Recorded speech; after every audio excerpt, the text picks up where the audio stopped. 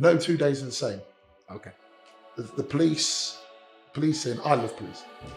I really do. I enjoy policing. I have to be honest about policing as well, and I do have to be honest. Is the organisation, the police service, institutionally racist? Yes, we are, because that's what we've been told. And if I was to say that, and I'm never selling anyone a pup, I never say I'd sell something that it's not. If I was to say to a black candidate that was joining the organisation now that you will never ever face racism, I'd be lying. They were the down days for me.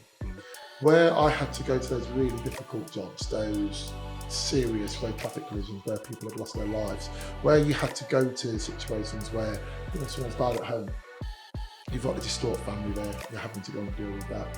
Where you're having to go and deliver death messages where someone passed away and now you're going to have to go and tell their family and then take on a lot of that grief because you've still got the documentation and everything else to fill out.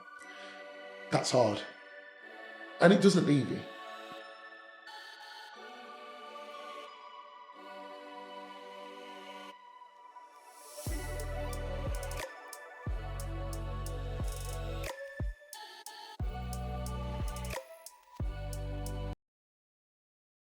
Thank you for making the time to come and meet with us here on the Future Under Construction.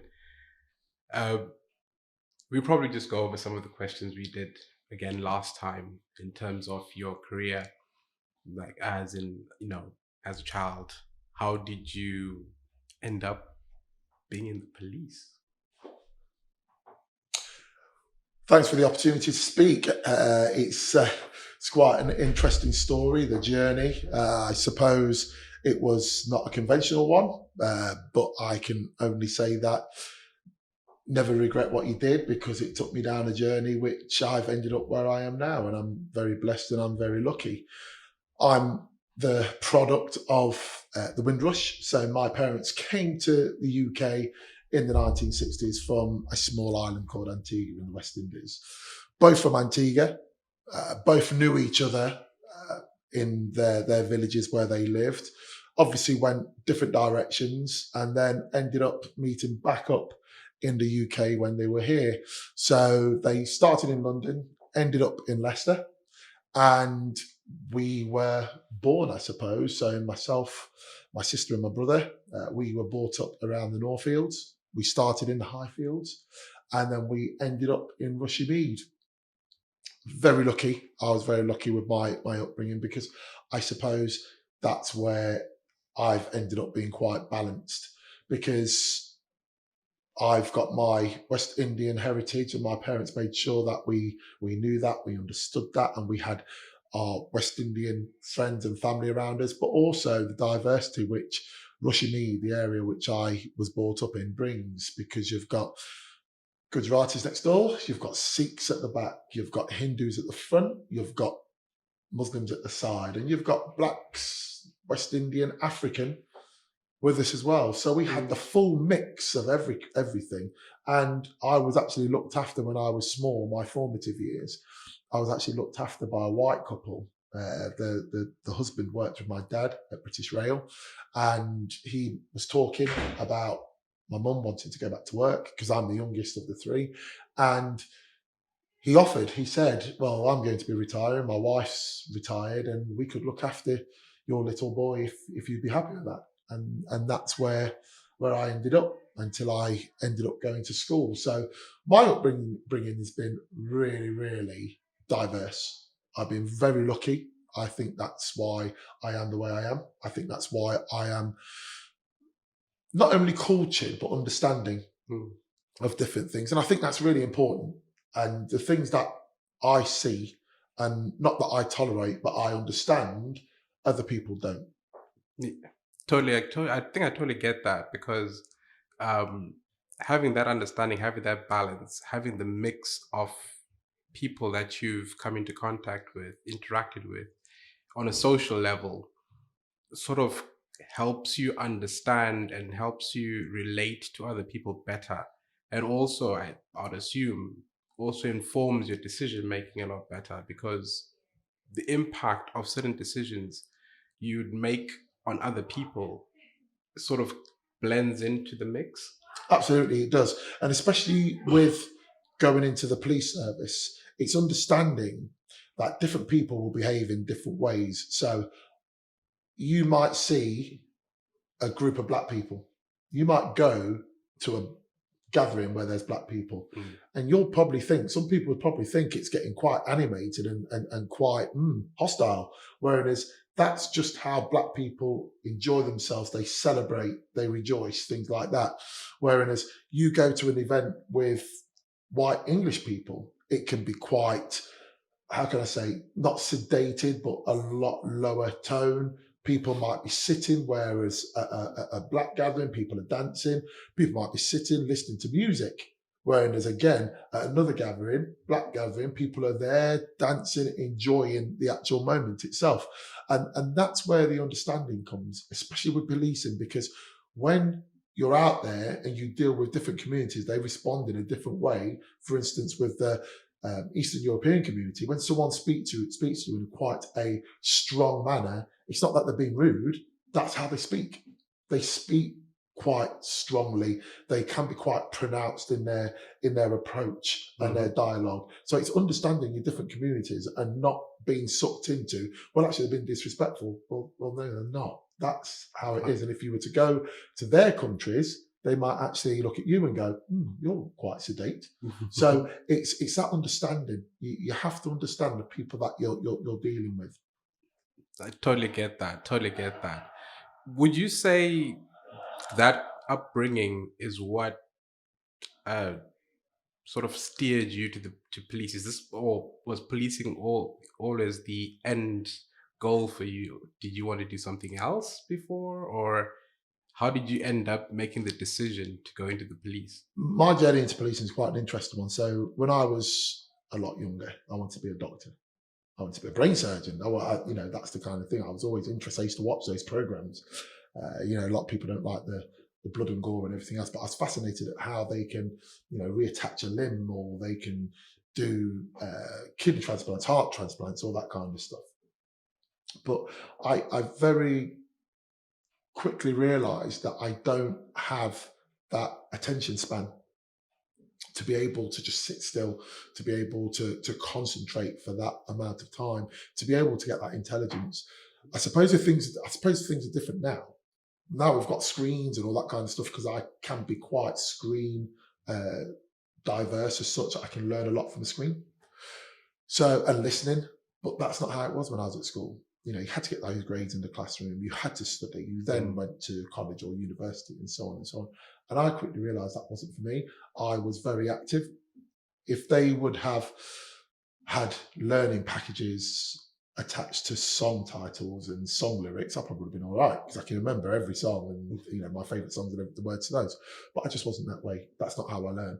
So I turned my attention to something else, and that was sport. That was activity. I was very physical. I played a lot of sport. I used to sprint. I used to play football, rugby, all that kind of stuff. I used to roller skate a lot. And I just turned my attention to that. And then in the end, I decided I'll stay with sport. I'll do sport. I'll do things like that. But a friend of mine, his mum was a police officer. Sorry, his auntie was a police officer, Aunt Sue. And she said to me, you'd make a really good police officer. And I was like, well, no, I think you would. So I applied in 1987, and I didn't get in. And they said to me, well, you've passed everything else, you've done really well, but you need to probably go and see a bit of life. And I found that a bit of a kick in the teeth, because I was sat in the room with people of similar age. I was the only black person in that room. And I kind of thought, well, how come they've done it? How come they're in and I'm not? And I think the more disappointing thing for me was sat in a room with so many people, and they're all saying to me in that room, you've done that, you smashed it, you did really well today. So I walked away from that and thought, well, that's it then. I sort of left that idea behind, and I became a postman. So I was a postman and loved it. I had a great time, being a postman. And then the postmaster, he looked up my records and said, you're a qualified gym instructor, aren't you? Yeah, he says, I'm looking for a health and wellbeing person to open a gym at the main office. Would you be interested? Yeah, sure. And that's what I did. So I was taken off the deliveries. I was put into headquarters as it was. and I was the lead for health and fitness. And we opened a gym, and the staff could use it. And he looked to expand it. He actually expanded it to another place, Swan House, the big delivery centre on the Meridian. They've now got a gym there as well, and that was a result of that. But I still had that in the back of my mind, I was really disappointed about not being a police officer. And in that time, I'd been stopped 20 times in 6 months in my car. Ooh. And a lot of the times I was stopped for no grounds, and it was really no grounds. Out of the 20 times I was stopped, yes, I was stopped once for speeding. Yeah, I got a ticket. Cannot deny that. Can't dispute that. Another time I got stopped for speeding. I wasn't speeding. I actually went to court, challenged it, and won. Very unheard of for someone to go into court and do that. So even if you take that 18 times, why was I stopped so many times? Why was my car searched? Why was I given documentation? Because it was under Section 1 of PACE, Police and Criminal Evidence Act. So I should have been told the grounds for stopping me, what they're looking for, the object, or what should have been, I am PC Smith or Sergeant or whatever. They should have identified themselves. They should have given my entitlement at the end. But I didn't get any of that. So you then have to say why, and how can you change it? You can't change a system unless you're in a system. It's great shouting from the outside, but you can't affect what happens in the house unless you're in it. Yeah. And at the same time I had those thoughts, I walked into the delivery office at Blackbird Road. That's where the training department was based. And I walked in, and they looked at me, and one of the ladies that worked in that office, I used to deliver to her house as well. And she looked down, and they went, "That's your application form, your original form." And my form was literally sat on top of hundreds of files that was due to be incinerated after the 3 years. "Why don't you reapply?" I said, "Yeah, I was really disappointed I didn't get in last time." "Well, why don't you just give it one more go? Give it one more go." So I filled out the form, took it into Beaumont Leeds Police Station, and really the rest is history. And 30 years later, I retired, and it was an actual whirlwind. It was a fantastic journey. It's one of those things where, again, never regret what you did, because it's not the line I intended to take. But as somebody said to me on a previous podcast, being a brain surgeon, you would have been helping people. You still found a way to help people, but in a different way, down a different road. So you've still achieved what you did. What you did, yeah. And I'm just thinking to myself, 30 years in the same job. That's yeah. I think in today's generation, that's sort of unheard of. But obviously, I think most people would stay if there's progression and there's incentives to stay. But during your time in the police, would you say your training prepared you for real life policing? Was what you expected in terms of becoming a police? Did that materialize when you actually became a police officer? The big thing for me was, there's two things. I think there's two aspects of that training. I think three aspects actually. There's the practical aspect when you get out there and doing it, because you're learning. I think there's the training you get when you're at training school. And I think a lot of that comes down to having good trainers. And I was very, very lucky to have really good trainers. They were practical. They were operational officers that had decided to go into training. They brought that experience in. They accepted us, accepted certainly me for what I was or what I am. I'm a black man in a predominantly, if not completely dominated, white male organisation. And to be fair to them, they really looked after me. I had 3 good trainers, because when I went back for the second part of my training, I had a female instructor. So I was very, very lucky, really lucky. So I think you've got the practical when you get out, you've got the training at training school, but the big part is your life training, is your life skills. It's being able to communicate with people. It's being able to accept that everybody's not going to see things your way. But, and there is the but, and I don't say however with the police, you have to say but sometimes. And the big but is that the law is the law. And regardless of what you might think, and I always remember being some really, at the time, there were laws like violence to secure entry. If a partner was locked out of their house and they basically broke back in to get in, I've got nowhere to sleep, I want to sleep on the sofa, that person was arrestable. You know, there was things like abstracting electricity. If you wasted or diverted electricity, you could be arrested for that, but you couldn't be arrested for diverting gas. I couldn't not work that one out. Well, why? If I can divert electricity, surely. I can divert gas. But there you go. And things like, way back in the day, if someone didn't pay their TV license, there were warrants for their arrest. So you had to go and knock on people's doors. And when you're stood there and you're looking at people who are, you know, pretty much on the breadline, and you are going to have to arrest them, they're going out to work, but you've got them. They are there. You cannot. You're duty bound. There is a warrant for their arrest. A court has said when that person is found, they are to be produced to the court. And you have to take people to court. It plays with your moral and your emotional mindset, because that's what the law says. You know. Yeah, I remember a saying. I can't remember who said it. Who he says the law is the law, whether it's moral or not. I found that very hard to swallow, but it is what it is. Mm. But let's look at your the progression. You know, you've graduated. You're now on. You know, you're now on the streets. You know, a lot of the young people have this picture or this image of policing basically drawn out of what we see on TV, which is the guns, the badges, the high chase. You know, everybody wants to be the one driving, you know, the high speed chase. And is there any of that in actual policing? Right, I'm going to be honest. So no 2 days are the same. Okay. The policing, I love policing. I really do. I enjoy policing. I have to be honest about policing as well. And I do have to be honest. Is the organisation, the police service, institutionally racist? Yes, we are. Because that's what we've been told. Mm-hmm.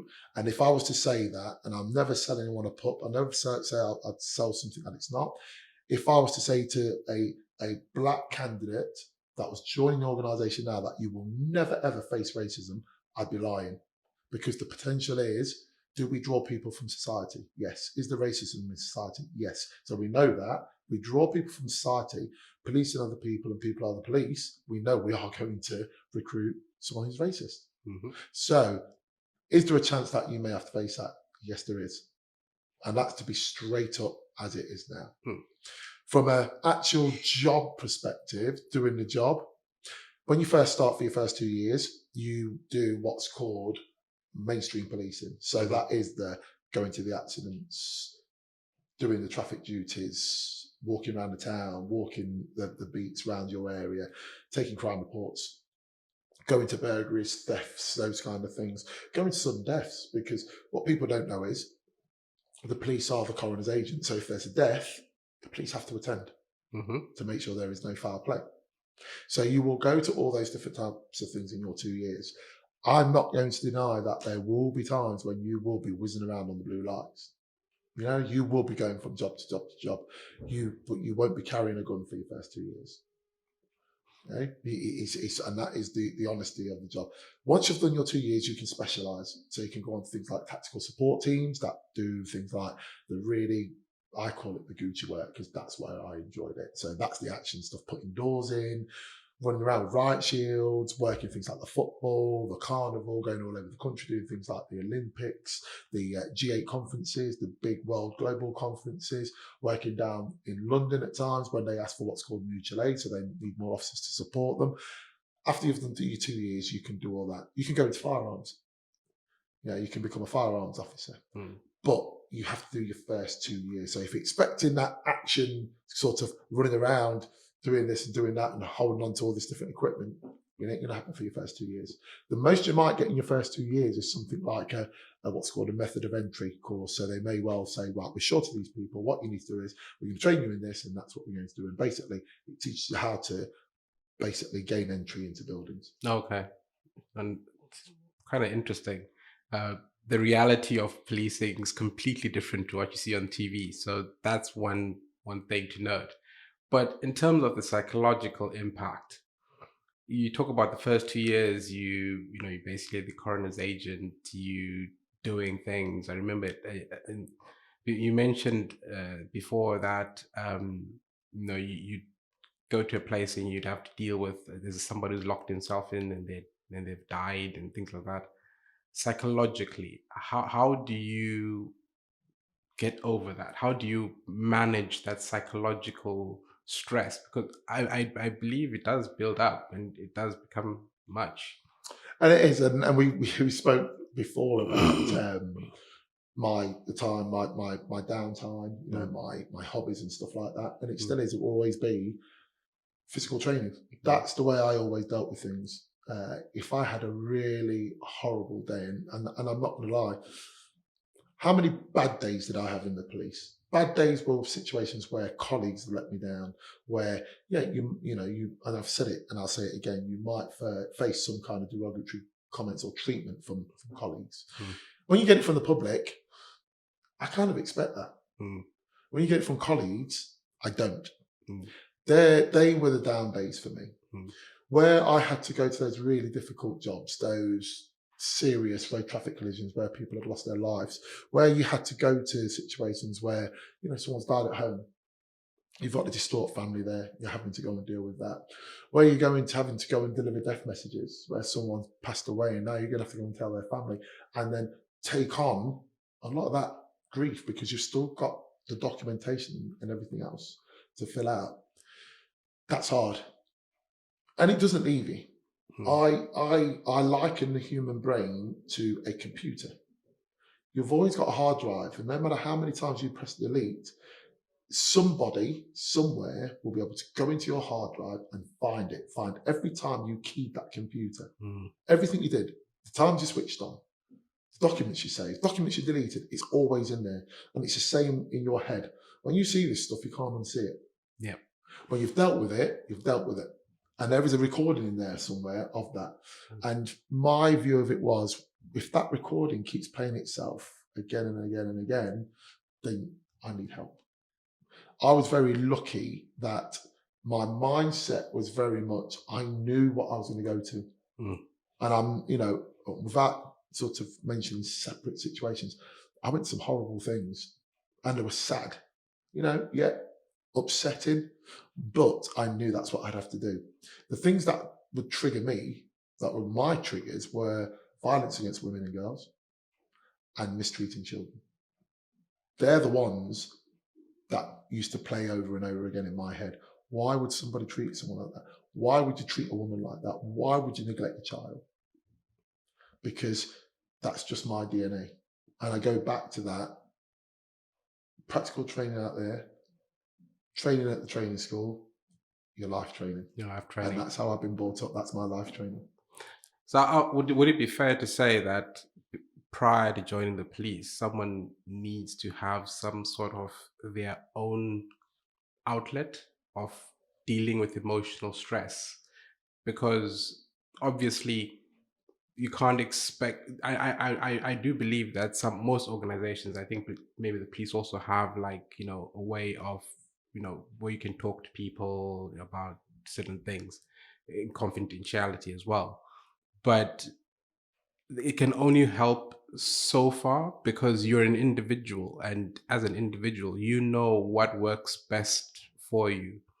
So before going into that space where you will meet that kind of stress and tension and emotional baggage, is to find a way of managing it. You found yours through the gym, and other people, I would say maybe finding theirs before putting themselves into that, because it could potentially become dangerous if you don't. Definitely. And it's like you said, it's finding that way of it's coping mechanisms. Yeah. Finding a way of coping with that stress. And I was very fortunate, and I'm very, very fortunate to have a supportive family as well. Even though they had their reservations about me joining the police, they were very supportive of me joining the police. And when you see those things and you know it triggers you, you know it upsets you, it's having that way of saying, right, I need help. Or because with the organisation, we have something called CIC, so like critical incident counselling. Mm-hmm. Brilliant, you know, because that is there. And if officers need more, they get more and they get more. But as I say, that recording's still there. It's still there. And when I think the thing for me was I had young children at the time. And when you see small children emaciated, not being looked after because the parents are on drugs and things like that, it just breaks your heart. You just want to scoop them up and take them home, you know, and look after them.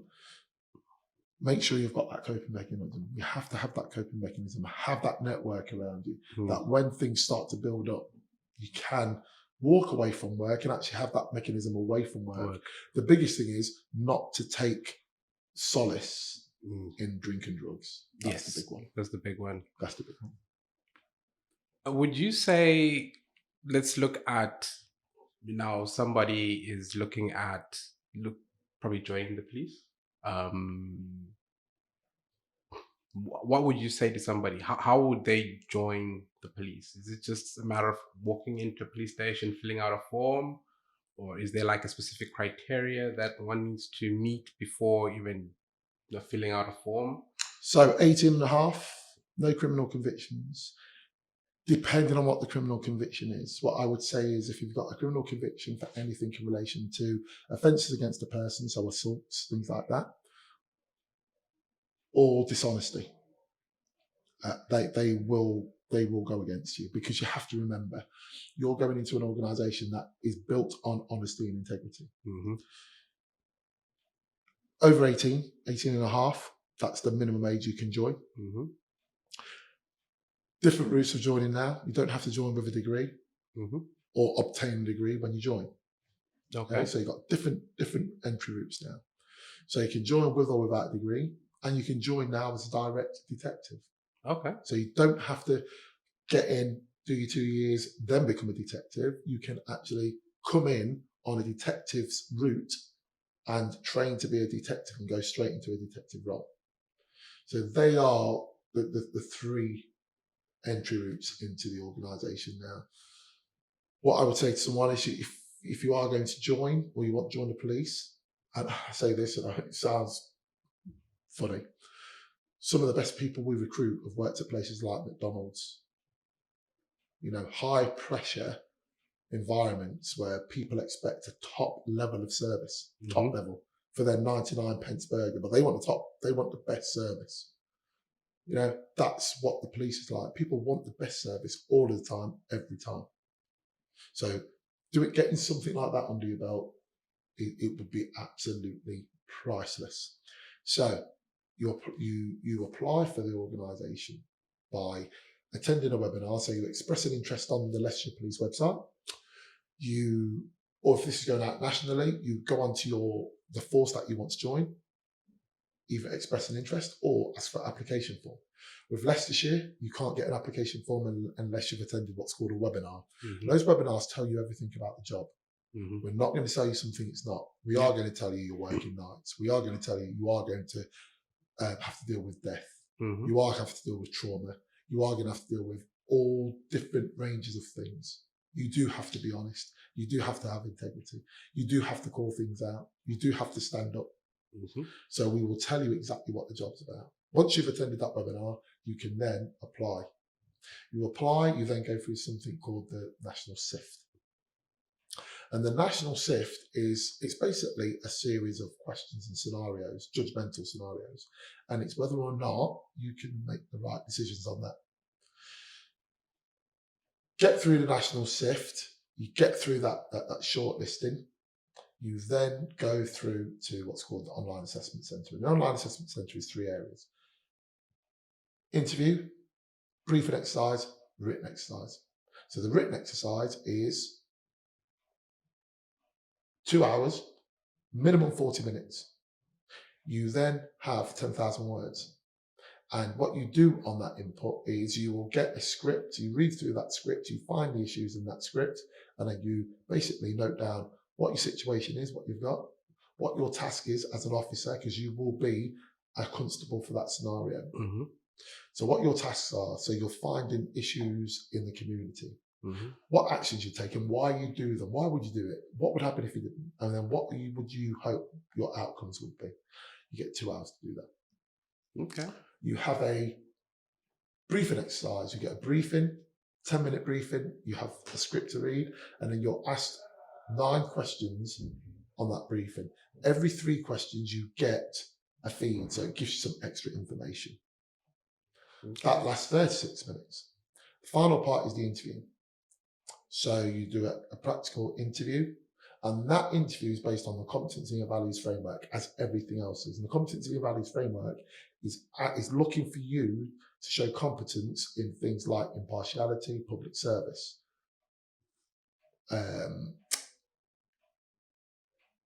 impartiality, public service. We are emotionally aware, things like that. 5 questions, 1 minute to think about your answer, 5 minutes to give your answer. You get a 6th question, but that 6th question, the first question is just so you can warm up, so you can get relaxed. Okay. That's recorded. It's a very sterile process. Get through that, pass that, you are then into the final interview. So your final interview will be an interview in force and either a scenario, if you are entering under the detective constable's route, or a 10-minute presentation if you're entering under the police constable's route. Different forces have different standards. Leicestershire have decided they will interview everyone that comes into the force because we want to know we are attracting the right people. We won't know that from just doing an online assessment centre. Other forces will accept without a final interview. Okay. Staff roles, completely different. There is an interview, competency based, but depending on what the staff role is, it's just an interview. Depending on what it is, it could be a phone call scenario like with contact management, could be a 10-minute presentation like with PCSOs. Okay. So different roles have different criteria. Cheers. Okay. Interesting. Very interesting. What piece of advice would you give to somebody looking to go into policing? We've talked about how they can get in, but now they've decided, okay, fine, I'm going to go for this. But it's a potential minefield for me. What advice would you give to somebody going in? Be your true self. Just be yourself. When you behave out of character, that's when it goes wrong. Okay. And it really does. That's in life. You see people, they're just not like that because they were trying to be something that they're not. I retired happy, and I've never looked back. I've never thought to myself, I want to go back in. Even today, on the way here, there was an accident outside my son's school. I parked the car, got out, and I dealt with the accident. I got back in my car. Well, I tried to get back in my car, but I was locked out of my car. My keys got locked in the car, auto locked. But big thing for me is, when I resumed my journey, at no point did I sit in my car and say, oh, I wish I was back in uniform. Because I was myself, I was true to myself, and I said, when I hit my 30th year, that's it, I'm done. I took that decision. I was happy I took that decision. And if you speak to anyone that knows me, will say, Mel's been the same from when he was year 1 to when he was year 30. Views might change, but the inner you should never change. Mm-hmm. You know, you should learn from life, but you should always be your true self. And I think that's why a lot of people that retire from the organisation struggle, because they've probably had a bit of a kudos about what they were doing. They've got this badge, they've got this responsibility, and all of a sudden that's gone. So what are you left with? Because you've played this role for so long. I didn't play a role, I just played me. So I'm actually leaving with me still intact. So that's what I would say to anyone, be your true self. If you're from an underrepresented group, whether you're female, you're black, Asian, from any minority group, any kind of ethnicity, LGBTQ, disabled, any of those groups, and you want to join the police service, again, do not think it's something you cannot do, because it is. And the organisation need to learn from all our groups. They need to learn from all our ethnicities, because not just Leicestershire, but the whole country is becoming more diverse. And we have to understand how to police those communities. You'll only hear about when we get it wrong. You'll never hear about what happened this morning.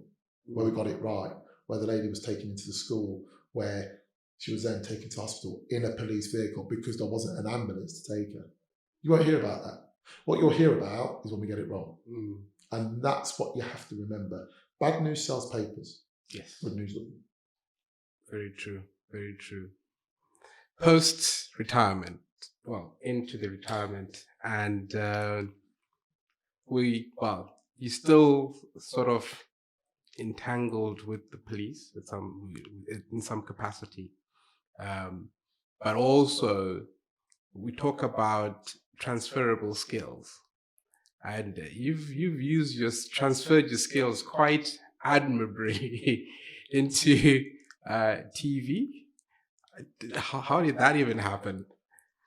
It's quite an interesting one. So I'd done bits of TV. I'd done interviews for the organisation on different things. I'd done things on social media where we've had major events within the city. And I was then approached by a TV company to do 2 episodes of something called A Moment of Proof. And that was about where small bits of evidence have cracked a case, or the main part of the evidence that cracked a case. And then COVID dropped. So we're in COVID, we're in the grips of COVID, we're coming out of COVID. And then I get a phone call, and it's from a production company, Shine TV, who do programmes on behalf of Channel 4. And you've been recommended to us, and we wondered if you'd like to audition for Hunted, Channel 4 production. And I actually thought they were joking. So I put the phone down, I went on social media, LinkedIn, everything else, searched these people I was looking for. Rang them back, said, "Oh, hi, yeah, you've rang me about Hunted. You've searched us, haven't you?" Because they would have seen that I viewed their profiles. So it was down to London, had the audition, met the CEO, and the rest is history, really. They liked what they saw, I liked what I saw, and we filmed my first series of Hunted in, it was autumn 2021. And because of COVID, we were going through all the COVID restrictions and everything else, but it was still a really good, successful production. So if you're good, they normally invite you back for the next series, and I've been fortunate that I've been invited back now for 3 series.